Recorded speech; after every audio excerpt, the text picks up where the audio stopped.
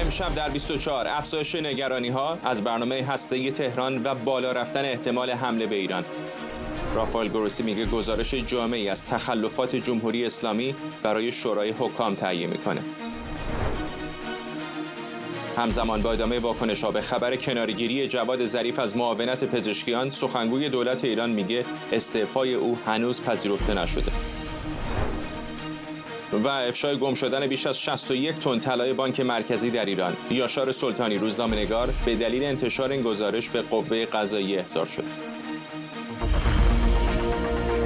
از استودیوی ایران اینترنشنال این 24 است با فرداد فرهزاد.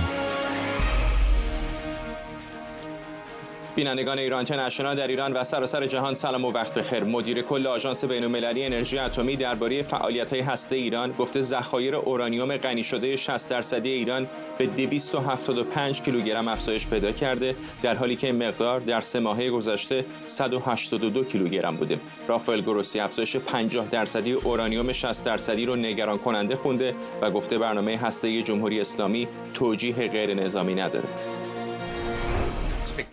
انتظار من اینه که بتونیم بالاخره یک تعامل واقعی داشته باشیم و کم کم شروع کنیم به جواب گرفتن و تعاملی باشه که ما رو به جلو حرکت بده. بازدید من در نوامبر از ایران، من همیشه سعی میکنم میدونید کارم سازنده باشه و تماس برقرار کنم و به نتیجه برسم و این سفر من در نوامبر به ایران یک نشانه‌ای به من ارائه کرد که شاید بشه یک کاری کرد و شاید ایران بتونه با ما همکاری کنه، اما متاسفانه شرایطی که بعد از اون پدید اومدن مانع از این شدن که ما در این جهت حرکت کنیم. بنابراین چیزی که من میگم اینه که نیاز داریم به جوابهای واقعی، نیاز داریم به تعاملی که ما رو به جلو ببره. باید دست برداریم از صحبت کردن راجع به پروسه ها و فرآیندها و در اسرع وقت به جواب برسیم. همزمان نخست وزیر اسرائیل از رئیس جمهوری آمریکا به خاطر ارسال تسلیحاتی که از سوی دولت قبلی متوقف شده بود و به گفته او به اسرائیل در پایان دادن به کار علیه محور ترور جمهوری اسلامی کمک میکنه تشکر کرده. نتانیاهو در پیامی ویدئویی ترامپ رو بهترین دوست اسرائیل در کاخ سفید توصیف کرده و گفته او این موضوع رو با ارسال تمام تسلیحاتی که متوقف شده بود نشون داده. همکارم آرش علایی از کنگره آمریکا با ماست. با حرفای گروسی شروع بکنیم. آرش، دبیر کل آژانس بین‌المللی انرژی اتمی میگه نگرانی جدی در مورد برنامه هسته ایران وجود داره، هیچ توجیه غیر نظامی نداره و خودش گفته که داره آماده میشه برای گزارش جامع درباره برنامه هسته ایران. درسته، همونجور که شما عرض کردید آقای رافائل گروسی میگوید جمهوری اسلامی ایران تنها کشوری است در دنیا که در این سطح غنیسازی اورانیوم دارد. 275 کیلوگرم اورانیوم 60% غنی شده که به گفته ایشان میتواند به راحتی تبدیل به 90 چند درصد بشود که کاربرد نظامی دارد. برای ساخت در 6 بمب اتم کافی خواهد بود. اون چیزی که آقای گروسی میگوید که این دقیقاً همین صحبتی است که آژانس‌های اطلاعاتی آمریکایی و اسرائیلی مدت هاست میکنن. بعد از اینکه اسرائیلی‌ها حمله کردن، در واقع دستبرد زدن به ذخایر اطلاعاتی جمهوری اسلامی در تورغوزآباد در نزدیکی تهران و اون موقع افرادی مثل عراقچی و ظریف سعی می‌کردن این داستان رو کم اهمیت جلوه بدن و میگفتن هیچ اطلاعاتی اونجا وجود ندارد. اون اطلاعاتی که آمریکایی‌ها و اسرائیلی از تورغوزآباد دزدیدند بعداً مشخص کرد که بر اساس اون چیزی که خود جمهوری اسلامی فراهم کرده است، نقشه‌های جمهوری اسلامی این است که به اندازه 6 بمب اتم اورانیوم غنی شده بسازد، بعد وارد ساخت در واقع اون کلاهک هسته‌ای بشود، به اندازه 6 بمب اتم داشته باشن. حالا احتمالاً یکیشو در یک آزمایش اتمی امتحان کنن، 5 تا هم داشته باشن، شمال و جنوب و شرق و غرب هر کی بخواد حرف بزند آقایون تهدیدشون بکنن پرتاب بمب اتمی. و الان گزارش آقای گروسی در واقع نشان میداد که تمام این داستانه که آژانس‌های اطلاعاتی میگفتن کاملا درست است. گزارش شدید و لحنی است. میگوید 4 تا بازرس جدید انتخاب کرده بودند. آقای گروسی جمهوری اسلامی با هیچ کدومش موافقت نکرده است و گفته است راه‌ها درش دارد بسته می شود. فعلا آقای گروسی وقت دارد تا حدوداً ماه جون جولای اون موقع باید گزارش نهایی بنویسد. بخش‌هایی از سوالایی که پرسید شدن راجع به همین داستان تورغوزآباد هست و این نقشه‌هایی که مربوط به 6 بمب اتم هست و جمهوری اسلامی هنوز به اون پاسخ نداده است. تا اون موقع اون وقت فرصت وجود دارد برای اینکه دولت ترامپ بخواد به این نتیجه برسد که می‌خواهد در قبال جمهوری اسلامی چه کند، اروپایی‌ها می‌خواهند چه کنند، آیا مکانیزم ماشه قرار است فعال بشود، تمام تحریم‌های جهانی علیه جمهوری اسلامی باز می‌گردد، آلمان و فرانسه و بریتانیا میتونن این تصمیم رو بگیرن.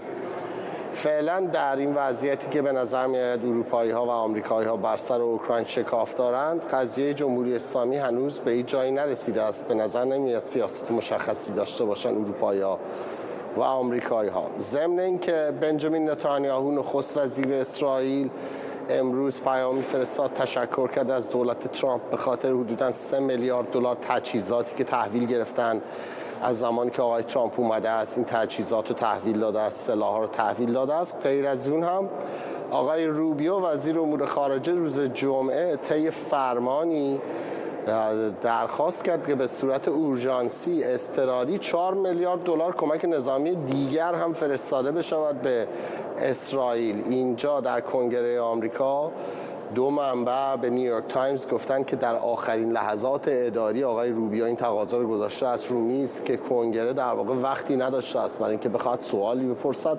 مجبور شدن تایید بکنن. و الان در حالی که این داستان اتمی ایران دارد جدی‌تر می شود، به نظر میاد دولت ترامپ هرچه بیشتر و بیشتر در حال تجهیز اسرائیل است. ممنونم از تو آرش علایی، همکارم از کنگره آمریکا. مارک فیتزپاتریک، پژوهشگر مؤسسه بین‌المللی مطالعات استراتژیک از واشنگتن دی سی به ما پیوسته. آقای فیتزپاتریک، دبیر کل سازمان بین‌المللی انرژی اتمی، میگه که 50% افزایش پیدا کرده غنیسازی 60% جمهوری اسلامی هیچ توجیه غیر نظامی نداره و میخواد یک گزارش مفصلی منتشر بکنه. این چه تصویری به ما میده از نگاهی که الان آژانس به برنامه هسته ایران داره؟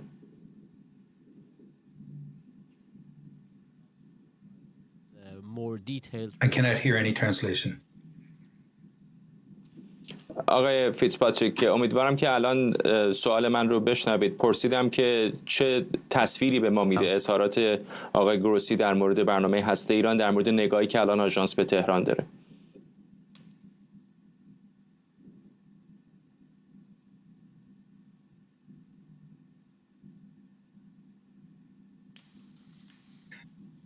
I think we should share his concern. فکر می‌کنم که ما هم باید در نگرانی او سهیم باشیم. Remarkable increase.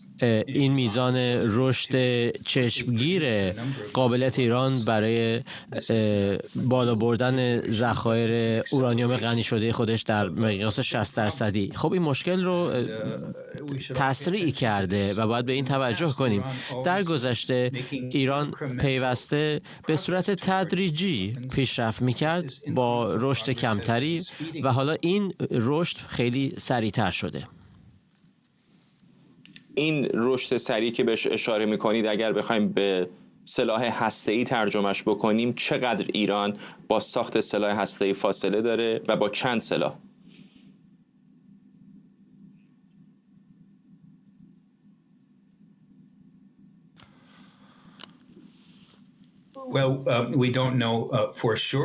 خب با قطعیت نمیتونیم بگیم چه میزان ایران در این زمینه تحقیق کرده باشه در زمینه تولید سلاح هسته‌ای، ولی خب چیزی که میتونیم بگیم اینه که اورانیومی که تا 60% غنی شده تا لحظه کنونی برای تقریبا 6 سلاح هسته‌ای شاید حتی بیشتر کافی باشه. حالا اینکه چقدر ایران وقت نیاز داره برای اینکه این اورانیوم به شدت غنی شده رو برداره و بیشتر غنیش کنه تا سطح 90%، بعد تبدیلش کنه به فلز و بعد این رو وصل کنه به مکانیزم‌های لازم برای یک بمب، این ممکنه چند ماه بیشتر نیاز داشته باشه. برخی کارشناسان میگن 1 سال، برخی میگن که شاید ظرف 1-2 ماه هم حتی بتونن که از آتش بر بیان. طبیعتاً باید که اگه برآوردی میکنیم برآوردمون محافظه‌کارانه تر باشه و پیشفرضمون این باشه که ایران میتونه خیلی سریع این کارو بکنه. در این لحظه که صحبت میکنیم در افق هیچ نشانه ای از یک توافق هسته‌ای جدید به نظر نمیاد که وجود داشته باشه. آژانس هم به شدت نگران برنامه هسته‌ای ایران هست. این بنبست به نظرتون ما رو به کجا خواهد برد؟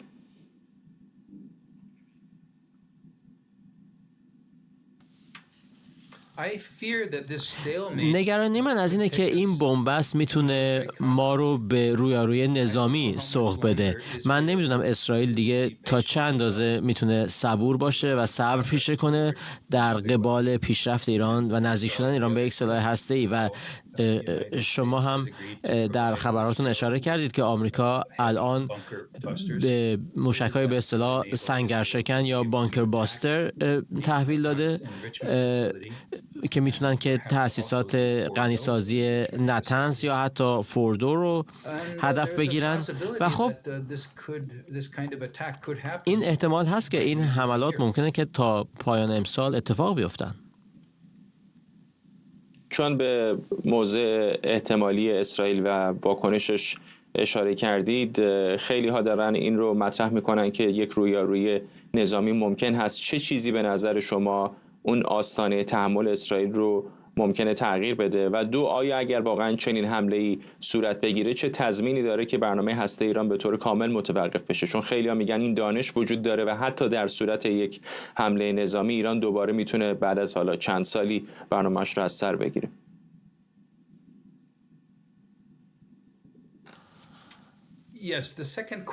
بله، این بخش دوم سوال شما خیلی مهمه، چرا که یک حمله برنامه هسته ایران رو متوقف نخواهد کرد، بهش خاتمه نخواهد داد، بلکه این برنامه رو زیرزمینی تر خواهد کرد و ایران منابع بیشتر رو متوجه اون خواهد کرد و بعد ظرف 2 یا شاید 3 یا 4 سال ایران قادر خواهد بود که دوباره با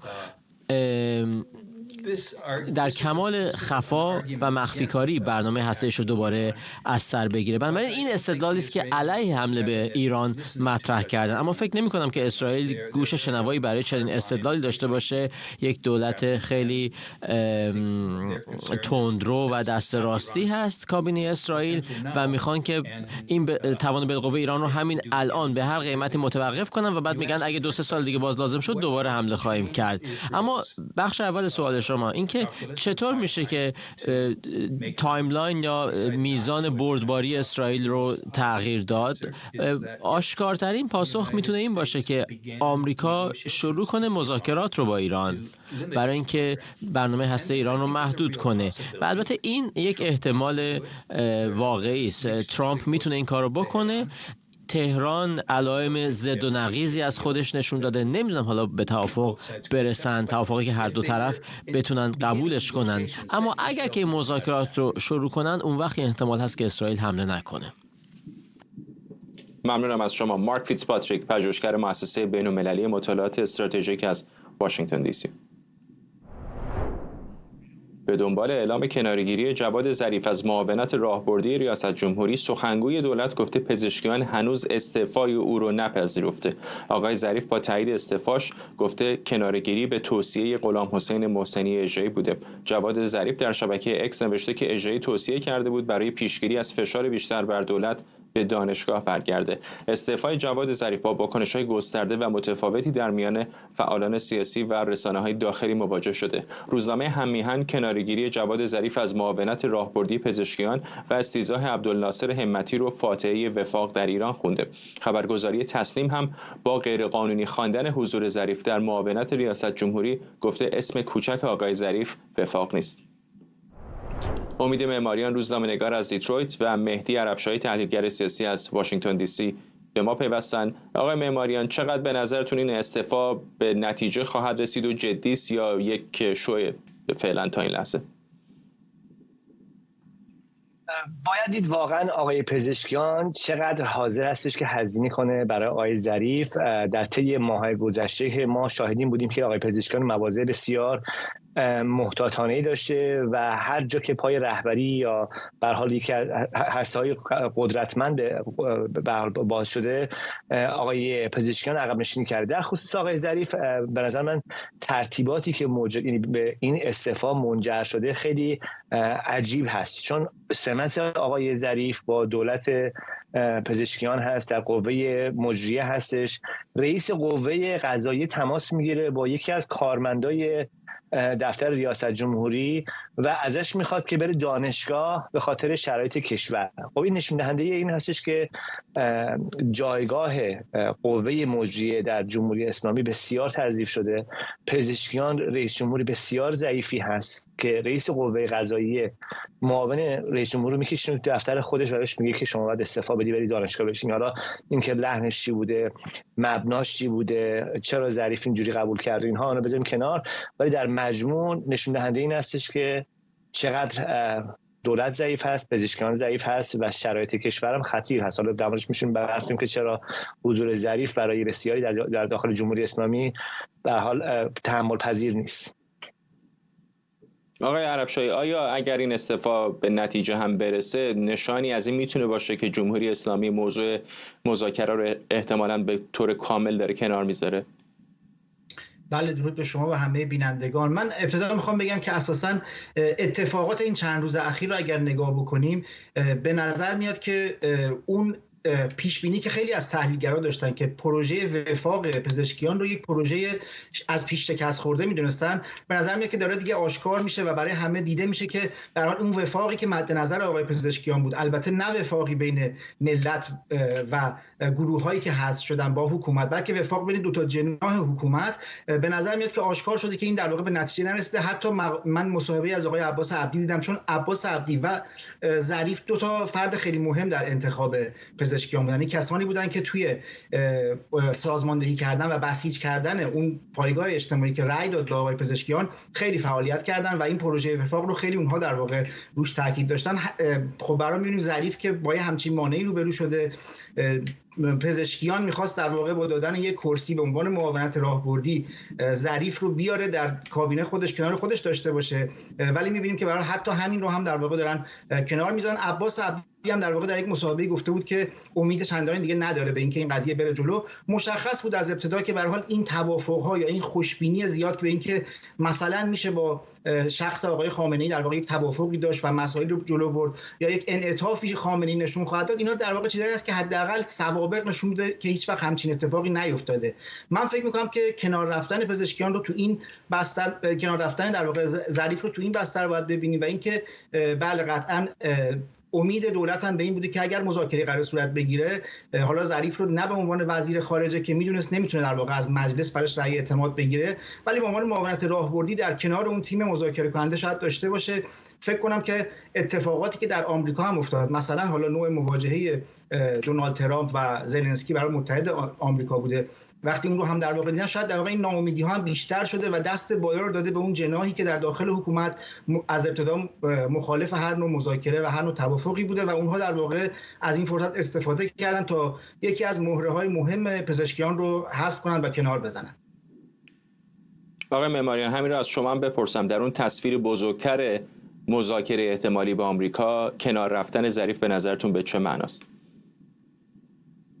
خب آقای ظریف رو برای این آورده بودن که بتونه مذاکره بکنه. جواد ظریف در مقایسه با بسیاری از کارگزارای جمهوری اسلامی فرد هستش که آشنا است با شرایط داخلی آمریکا، با شرایط سیاسی آمریکا، با تحولات سیاسی آمریکا. خوانش دقیق‌تری میتونه داشته باشه برای جمهوری اسلامی، قطعا میتونه منافع جمهوری اسلامی از این جهت جلو ببره و کسی هستش که تجربه یک بار مذاکره موفق رو داشته با مقامات آمریکایی. بنابراین برای جمهوری اسلامی اگر تو فاز مذاکره باشه، جواد ظریف یک مهره کلیدی محسوب میشه.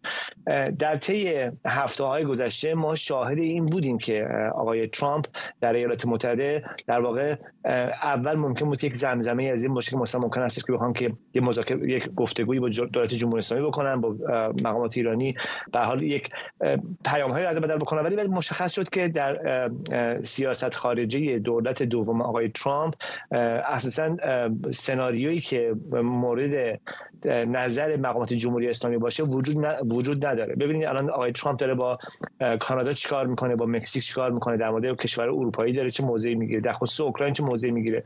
بنابراین اون چیزی که مقامات جمهوری اسلامی فکر میکردن که در این دوره میتونن سریع بیان یک پروپوزالی رو بذارن جلو و با آقای ترامپ یک قرارداد مثلا اقتصادی ببندن، یک جوری فشار برنامه هستی رو کم کنن، به نظر میرسه که کاملا گذاشتن کنار و برنامهشون این نیستش که در قدم اول مذاکره بکنن و گذاشتن ظریف کنارم به همین معنا هست. ظریف برای مذاکره بود، الانم در واقع در دولت نخواهد بود و نبودنش در دولت باعث خواهد شد که جناح کسانی که طرفدار مذاکره بودن بسیار ضعیف بشه. یعنی پشت آقای ظریف همه کسانی که معتقد بودن که بعد مذاکره بشه سنگر میگرفتن یا مثلا یعنی یک جوری پشت ایشون بودن. حتی خود آقای پزشکیان هم به خاطر آقای ظریف بود که خودش گفتش که من از مذاکره حمایت میکردم. با رفتن ظریف کنار قطعا اون جناحی که یعنی به هر حال کاملا دست بسته نشست جلوی رهبر که ببینید که ایشون چی میگه، اون قطعا قدرتمند خواهد شد و مسئله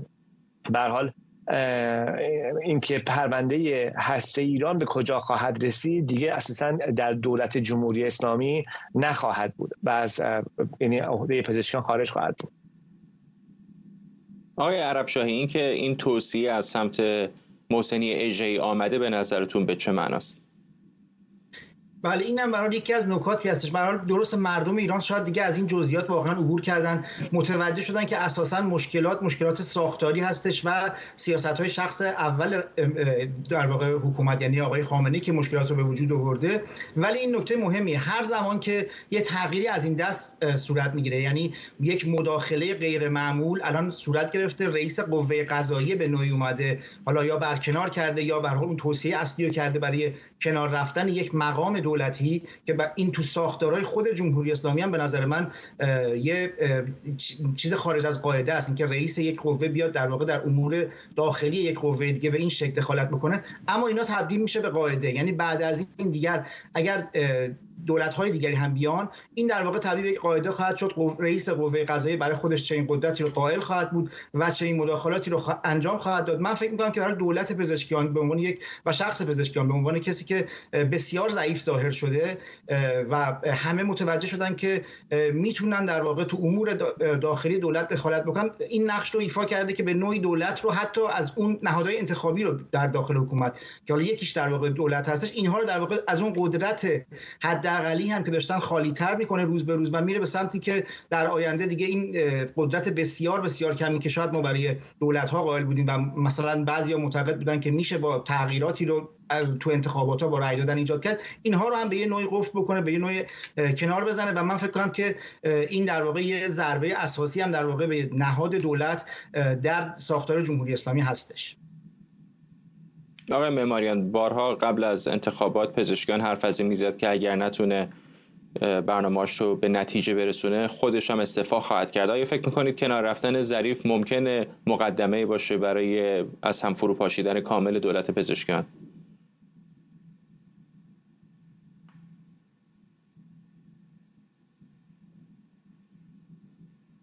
آقای معماریان، فکر میکنم صدای میکروفونتون رو قطع کردید. بله. ببینید، هم سوال سختی است هم سوال پیچیده‌ای هست، به خاطر اینکه آقای پزشکیان در طی سالهای گذشته از یک طرف ثبات یک سیاستمدار حرفه‌ای جا افتاده رو نداشته که برای کارش این هست، از طرف دیگه یک نوع سرسپردگی و اطاعت نشون داده نسبت به رهبر جمهوری اسلامی که ترکیب این دو تا خیلی دشوار میکنه پیش بینی کردن آقای پزشکیان رو. چون در حالت عادی همین جایی که الان هستیم بعد از 6 ماه آقای پزشکیان که یکی از وزراش رو دیگه استیضاح کردن و معاون اصلیش هم در دستش میگیرن، یه قوه دیگه دست اندازی کرده و گفته برو تو دانشگاه بشین، در چنین شرایطی خب یک رئیس جمهور هم از نظر شخصیت کاری، از نظر کاریزمای کاری خودش اینا باید بالاخره یک حرکتی انجام بده، یه اعتراضی بکنه پیش مثلا بعد تو روزنامه نوشته بشه که پزشکیان به سمت بیت خامنه‌ای رفت و مثلا ازش خواست جلسه بگیریم که ببینید که چه خبره. ببینید ما اصلا اینا رو از پزشکیان نمیشنویم، این چیزا مد بود دیگه از زمان خاتمی و بعد از اون از آقای پزشکیان در واقع نمیبینیم و احتمال این که بنابراین یک همچین شخصیتی که مثلا امروز میگه مذاکره بکنیم بعد فردا خامنه‌ای میگه مذاکره نکنیم، میگه پس من همون چیزی آقا گفت همون انجام میدم، چنین شخصیتی به خاطر استیضاح وزیرش یا به خاطر دخالت بیجای قوه قضاییه تو کار داخلی یک قوه مجریه بخواد که اقدامی انجام بده و استعفا بکنه. و اگر استعفا کنه پزشکیان احتمال وجود داره اگر استعفا بکنه استعفایی هست که بهش تحمیل شده، یعنی از دفتر آقای خامنه‌ای بهش تحمیل شده، از نهادهای بالادست تحمیل شده و این تصمیم مستقل خودآگاه پزشکیان نخواهد بود. ممنونم از هر دوی شما. امید معماریان، روزنامه‌نگار از دیترویت، و مهدی عربشاهی، تحلیلگر سیاسی از واشنگتن. یاشار سلطانی، روزنامه‌نگار در ایران، در گزارشی تحقیقی از سرنوشت نامعلوم بیش از 61,000 کیلوگرم طلای بانک مرکزی در سال جاری نوشته. به نوشته آقای سلطانی، بر اساس اطلاعات گمرک ایران در 10 ماه ابتدای سال 1403 حدود 81,600 کیلوگرم طلا وارد ایران شده، اما فقط 15,805 کیلوگرم طلا در قالب شمش و سکه وارد بازار شده و مشخص نیست بیش از 61,000 کیلوگرم از اون کجاست و در دست کدام ارگانه. به گفته آقای سلطانی، قوه قضاییه او رو به دلیل انتشار این گزارش احضار کرده. همکارم شاهد علوی از استودیوی دیگر ما در واشنگتن دی سی با ماست. شاید بیشتر به ما بگو در مورد این گزارش و وضعیت آقای سلطانی.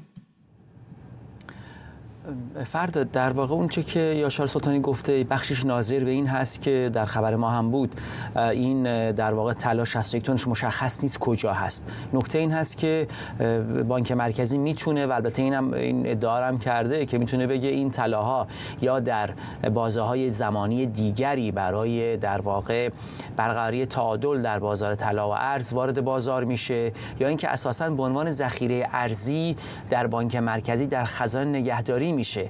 منتها نکته این هست که چون شفافیت وجود نداره، طبیعتاً این سوال پیش میاد که در سالهای قبل هم مواردی از این تبادلات بوده، آمارهای رسمی وجود داره در مورد حجم سنگین قاچاق طلا در ایران، به این معنا که طلایی که بازار جهانی طلا مثلا در 3 ماهه پایین 1403 آمار جهانی بود که 9,000 تن طلا، در واقع 9 تن طلا در ایران خریداری شده. همون زمان دبیر انجمن طلاجار اومد گفت که بازار راکده، در این 3 ماه ما اینقدر نفروختیم. این به این معنا هست که طلاهای اونجا آب شده، تبدیل به شمش شده و از کشور خارج شده. آمار دیگه هم بود، مثلا در سالانه 1402 یه مقام سابق ستاد قاچاق کالا گفت سالانه 90 تن طلا در ایران قاچاق میشه. یعنی نکته این هست که بحث اون چه که وجود داره عدم شفافیته. و البته نکته دیگری که یاشار سلطانی بهش اشاره میکنه مسئله سودیه که بانک مرکزی از این محل معامله میبره، در حالی که قرار شده در واقع قیمت دلار در ایران تک نرخی باشه، با ارز 28,500 تومانی طلا وارد شده. بعد این طلا در همون زمان ارزش در واقع تفاوت ارزشش در هر کیلو بین 7 میلیارد تومان تفاوت کرده و این رو سودی هست که مشخص نیست بانک مرکزی چه شکلی اعلام میکنه. خود یاشار هم که احضار شده و البته با توجه به اینکه قبلا هم به خاطر این شیوه از گزارشگریش باهاش برخورد امنیتی و غیر قانونی شده، این نگرانی وجود داره که این بار هم در بیانیه در واقع بانک مرکزی هم هست. این روزنامه‌نگار قبلا هم باهاش برخورد شده به خاطر گزارش‌هاش در واقع. حالا اونا گفتن ادعاهایی که از منتها میدیم که اونا گزارش روزنامه‌نگارانه است. بانک مرکزی میتونه بیاد جواب بده، بگه که این طلا اینقدرش ذخیره شده، اینقدر سود کردیم، به خزانه ریخته شده، یه گزارش شفاف بده. موضوع امنیتی هم نداره. اما به نظر میرسه چون مسئله قاچاق طلا در ایران کاملا جدیه، قاچاق طلا از ایران به خارج از کشور با اهداف مختلف، چه اون بخشش رو که اطلاعات سپاه انجام میده برای رسوندن پول به نیروهای نیابتی، چه بخشش که تبهکاران یا کسانی انجام میدن که در حال در واقع سوء استفاده از نظام از هم گسیخته بانکی و مالی و اقتصادی در ایران هستن. چون نمیخوان این رو شفاف بیان بکنن، طبیعتاً روزنامه‌نگار رو متهم میکنن. اما اون چه که رخ داده در واقع تصویر کلیش همینه که عرض کردم. ممنونم از تو. همکارم شاهد علوی از استودیوی ما در واشنگتن. محمد ماشینچیان، پژوهشگر ارشد حکمرانی در دانشگاه پیتسبورگ هم از پنسیلوانیا به ما پیوسته. آقای ماشینچیان، این تفاوت طلای وارد شده به داخل ایران و آنچه که وارد بازار شده معمولاً چه توجیهی داره؟ اگر گزارشی وجود نداشته باشه که کجا رفته، چه میشه تصور کرد؟ چه اتفاقی برای این طلا افتاده؟ درود بر شما. ببینید، چون این سیاستی، انجام چون این کاری هیچ جای دنیا عرف نیست. به طور کلی بانک مرکزی در ایران الان تبدیل شده به بزرگترین فروشنده، بزرگترین کاسب طلا در ایران و عرض کردم این اصلا یه تعارض منافع وجود داره بین وظایف و اهداف بانک مرکزی به عنوان مهمترین رگولاتور اقتصادی در ایران و نقشی که داره بازی میکنه به عنوان یک کاسب. این ضمن این رو هم من داخل پرانتز اجازه میخوام که یادآوری کنم. خیلی وقتا صحبت میکنیم راجع به اینی که دولت اجازه نداره، اختیارات نداره، صلاحیت نداره تا در خیلی از امور دخالت کنه. این دقیقاً یکی از اون جاهایی است که اتفاقاً در صلاحیت دولت هست. آقای پزشکیان میتونست و حالا رئیس کل بانک مرکزی، بعد وزیر اقتصاد، اینا میتونستن یه مقداری عملکرد دولت رو در این حوزه ها شفافتر کنن. حداقل گزارش‌های همونطور که آقای علوی به درستی اشاره کردن، گزارش‌های صریح و شفاف و روشنی ارائه کنن و یا اینکه اصلا ساختار رو اصلاح کنن. این اصلا وضعیت درست نیست، این کاری که الان بانک مرکزی داره انجام میده. اما این طلا رو چه میکنن؟ یه بخشی از این خب دوراندیشی بدنه نظام برای احتمال بشار اسد شدن ماجرا در صورتی که جمهوری اسلامی با مشکل مواجه بشه، به هر حال این ذخایرش. یه بخشی از این آماده شدن برای افزایش تاب‌آوری حکومت در مقابل فشار حداکثری، سیاست فشار حداکثری پرزیدنت ترامپ، با توجه به اینکه دسترسی اینها به منابع ارزی خارجی محدود و محدودتر خواهد شد، دارن ذخایرشون رو افزایش میدن. یه مقدارش هم کاسبی صرفا، اینها از آب گلارود دارن ماهی میگیرن. و البته فراموش نکنیم در کنار این یک فساد بسیار گسترده‌ای در جریانه. اولا که اینا با دلار دولتی 28500 تومان بخش بزرگی از این طلاها رو وارد کشور کردن. این در حالی است که همین دولت قبلی فرقی نمیکنه. اینها خاطرتون هست همیشه در حال ناله کردن هستن که برای ارز، برای کالاهای اساسی ارز در اختیار ندارن، در حالی که دارن الان واردات طلا امسال نسبت به سال گذشته 3 برابر شده. این عددی که آقای یاشار سلطانی بهش اشاره کردن 80 تن، این خیلی محافظه‌کارانه از گزارش‌های دیگری ما داریم که نشون میده این اعداد خیلی بزرگتر از این هاست. 90 تن رو هم داریم در گزارش‌های رسمی که منتشر شده و بیشتر از اون حتی. و اینا با دلار 28500 وارد کردن با یک حباب قابل توجهی. الان مردم وقتی سکه میخرن 15-16% فقط حبابشه، فقط یعنی گران فروشی بانک مرکزی از این بابت. آقای ماشینچیان، چیزی که من نگاه میکنم این 61000 کیلوگرم میشه نزدیک 4.5 میلیارد دلار به پول امروز. این چقدر در اقتصاد فعلی ایران رقمی معنادار هست؟ من الان دارم ضرب و تقسیم ذهنی میکنم، ممکنه اشتباه بگم، ولی اگر اشتباه نکنم 4.5 میلیارد به دلار 28500 باید بشه. به هر حال یعنی میخوام بگم که ارزشش به دلار 95 تومان خیلی بیشتر از این باید باشه. ولی به هر حال فرض کنیم که 4 میلیارد و 6 میلیارد.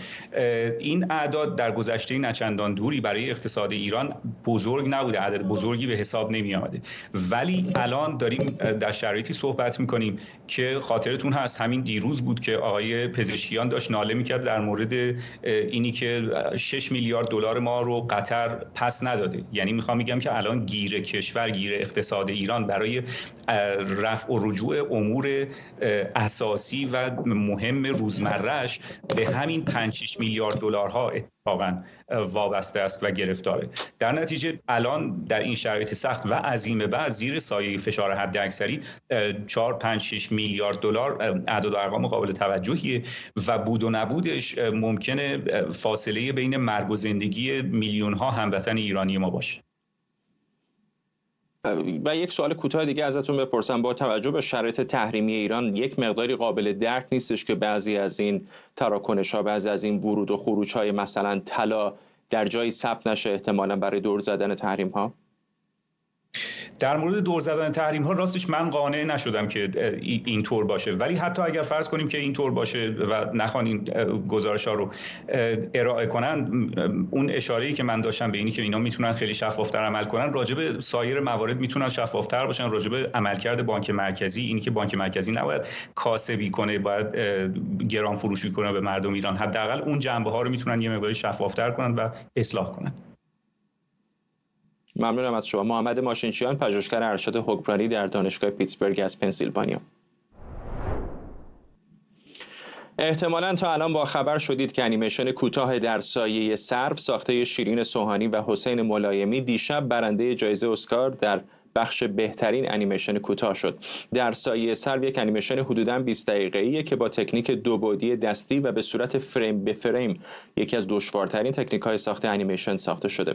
داستان درباره پیچیدگی روابط عاطفی در یک خانواده آسیب دیده از دوران جنگ. خبرنگارمون نیلوفر منصوری از لس آنجلس با ماست. نیلوفر، از دیشب داری پوشش میدی، مراسم اسکار رو واقعا لحظه تکان دهنده بود با توجه به شرایط سختی که اونها داشتن برای رسیدن حتی به لس آنجلس. فکر میکنم اگر اشتباه نکنم 2 ساعت قبل از مراسم خودشون رو رسوندن. فرداد کاملا همینطوره. من در جریان بودم که از روز گذشته قبل از اسکار هنوز در مسقط و عمان بودن که کاملا هر دو ناامید بودن از اینکه بتونن روادید خودشون رو دریافت کنن، ولی خیلی معجزه‌وار دقیقاً ساعتی پس از صدور ویزا وارد هواپیما میشن، سوار میشن و 2 ساعت قبل از اینکه مراسم شروع بشه میرسن به فرودگاه لس آنجلس و طوری به سالن دالبی تئاتر میرسن که در واقع برنامه شروع شده بود و خب کاتگوری انیمیشن کوتاه هم از نخستین کاتگوریاست که اعلام میشه و اونها در واقع فرصتی نداشتن که حتی بتونن خودشون رو کاملا آماده کنن و با چمدان وارد سالن دالبی تئاتر شدن. خب این هم یک اتفاق به گفته خود حسین ملایمی سورئالی است که شب گذشته در مسقط و عمان باشی کاملا ناامید و فردا شبش ببینی که مجسمه طلایی اسکار رو در دست گرفتید. افتخاری است برای سینمای ایران، ولی باعث تاسفه که 2 سینماگر مستقل فقط به خاطر اینکه ایرانی هستند از شانس این که در روزهای قبلش مثل دیگر کارگردانان و فیلمسازان در این مهمانی‌های آکادمی شرکت کنن، خب به نوعی لابی کنن برای فیلمشون، از این برخوردار نبودن و معجزه‌وار اینه که بدون اینکه شانس این امتیازات رو داشته باشن تونستن که جایزه اسکار رو به دست بیارن. اون هم به خاطر اینکه خب این انیمیشنی که خودت هم در مورد تکنیکش گفتی در مورد پیامدهای جنگ و تروماهای پس از جنگ صحبت میکنه، مسئله‌ای که امروز جهان بسیار مهمه برای یک آکادمی مثل اسکار که در میانه بحران جنگ اوکراین و در جنگ غزه داعیه حقوق بشر داره، براش مهمه که بتونه به همچین انیمیشن این جایزه رو اهدا کنه. در سوی دیگر دیدیم که آقای محمد رسولوف و بازیگران فیلم دانه انجیر معابد هم بر روی فرش قرمز حضور داشتن و بسیار هم درخشیدن. این فیلم مغلوب فیلم والتر سالز شد، فیلم محصول کشور برزیل همچنان اینجا هستم. یک درام سیاسی بود، یعنی دانه انجیر معابد که کاملا یک درام سیاسی بود به یک درام سیاسی دیگر باخت که اون هم میپردازه به در واقع جنگ با حکومت‌های دیکتاتوری، چگونه آدمربایی‌های سیاسی انجام می‌شده در زمان دهه 60 و 70 برزیل و این فیلم تونست در واقع دانه انجیر معابد رو ببره و پیشتازی کنه. اما کل جریان اصلی اسکار فرداد شب گذشته میشد کاملا محسوس بود. از اون اسکار پرتجمل پرطمطراقی با فیلم‌هایی که همیشه بودجه‌های کلان داشتن اسکار رو به دست می‌آوردن خبری نبود. میشد دید که سینماگران مستقل مثل خود فیلم انورا، آقای شان بیکر یکی از اعضای فیلمسازان مستقل، همیشه فیلم با بودجه‌های کوچک درست کرده. همین فیلم انورا هم با بودجه 6 میلیون دلاری تهیه شده. همین دختر خانم 25 ساله خانم مایکی مدیسن که تونست دمی مور رو جلو بزنه و اسکار رو به دست بیاره برای این فیلم، خودش یکی از بازیگران مستقلی است که هیچگاه توسط کمپانی‌های بزرگ حمایت نشده یا مستند نو آدرلند توسط یک کنشگر فلسطینی و یک کارگردان جوان اسرائیلی ساخته شده. اون فیلم هم از بودجه شخصی از جیب خودشون تهیه شده و هیچ پخش کننده امریکایی اونها رو هیچ وقت حمایت نکرده. بنابراین می‌بینیم که دیشب اسکار به دست کسانی سپرده شد، به دست کسانی افتاد که همه اعضای سینمای مستقل بودن، از این انیمیشن و بخش غیر انگلیسی زبان بگی تا جریان اصلی و فیلمی که شگفتی اسکار بود، فیلم انورا. بنابراین به نوعی میشه گفتش که یک امیدی است و نوید دهنده است برای سینماگران و فیلمسازان مستقل در سراسر جهان که بتونن با دست و بال بازتری و با آزادی بیان بیشتری بپردازن به حوزه‌های سیاسی و اجتماعی و اون حوزه‌هایی که غیر وابسته است و احتیاجی نداره که در واقع بتونه فاند و یا بودجه‌های دولتی رو به خودش اختصاص بده. یک هنرمند ایرانی تبار دیگر هم که اثرش شانسی داشت دیروز در مراسم اسکار فیلم علی عباسی بود، فیلم کارآموز که 2 بازیگرش نامزد اسکار بودن. رقابت سختی داشتن البته و توفیق چندانی به دست نیاوردن. بله، کارآموز خیلی توفیق نداشت. ساخته علی عباسی در گلدن گلوب به نوعی خب جرمی استرانگ و اینها درخشیدن، تونستن جایزه رو به دست بیارن، ولی در اسکار خب همه نگاه ها اولا به فیلم انورا بود و بعدش میشه گفت به مجمع کاردینال ها و تا حدی به فیلم شرور. اصلا رد پایی از فیلم کارآموز نبود و خود آقای عباسی هم در فرش قرمز اونچنان که باید و شاید دیده نشد، هرچند که شرکت کرده بود. به نوعی میشه گفتش که یا یک دلیل خاصی داره، یک سیاستی پشتش هست به دلیل اینکه به سرگذشت و جوانی دونالد ترامپ پرداخته، یک سیاستی هست که از این فیلم آکادمی خودش رو در واقع فاصله گرفت، کنار کشید، چرا که این بار اهالی هالیوود واکنش متفاوتی دارن نشون میدن به دوره دوم ریاست جمهوری دونالد ترامپ تا اینکه دوره اول و خب حملاتی که به دونالد ترامپ میشد، انتقادات و اعتراضات خیلی صریح و بی‌پرده‌ای که نسبت به او صورت میگرفت، این بار متفاوت. این بار یا دارن محافظه‌کارانه عمل میکنن یا اینکه به دلیل اون کمپین‌های ناموفقی که داشتن در دوره کارزارهای انتخاباتی بر علیه دونالد ترامپ، این بار تصمیم گرفتند که به فیلمی که به گذشته او میپردازه در واقع اون فیلم رو کنار بگذارن و جوایز رو در واقع معطوف نکنند هیچ کدوم از کاتگوری‌ها رو به چنین فیلمی. به نظر میسه که لحظه‌ای که هنرپیشه اصلی فیلم آنورا جایزه رو برد خیلی ها متعجب شدن، برای اینکه همونطور که خودت هم اشاره کردی فیلمی نسبتاً با بودجه کم بود، با بودجه 6 میلیون دلاری، فیلم مستقل بود، اون هزینه‌های هنگفتی که استودیوهای بزرگ هزینه میکنن برای فیلماشون رو نداشت و هرچند که جوایز زیادی تا همون لحظه هم برده بود، ولی شاید کمتر کسی دست کم در اون سالن کوداک تئاتر تصور میکرد که هنرپیشه برتر زن هم جایزش به همین فیلم آنورا برسه. همینطور فرداد. خود من هم فکر می‌کردم که جایزه اسکار بهترین بازیگر نقش اول زن مطابق اون اتفاقی که در گلدن گلوب روی داد به دمی مور برسه، به خاطر اینکه خب دمی مور هم در فیلم سابستنس یا ماده بسیار خوش درخشید، هم که سابقه و عقبه بسیار طولانی و قدرتمندی در حرفه بازیگری داره در هالیوود و به نوعی فکر می‌کردم که شاید آکادمی هم بخواد دین خودش به دمی مور رو ادا بکنه به این صورت، اما این اتفاق روی نداد. برخلاف پیشبینی هایی که حتی من توی مثلا ورایتی، هالیوود ریپورتر یا الی تایمز هم می‌خوندم، همه اونها هم چنین پیشبینی رو داشتن ولی همه پیشبینی ها برخلافش ثابت شد.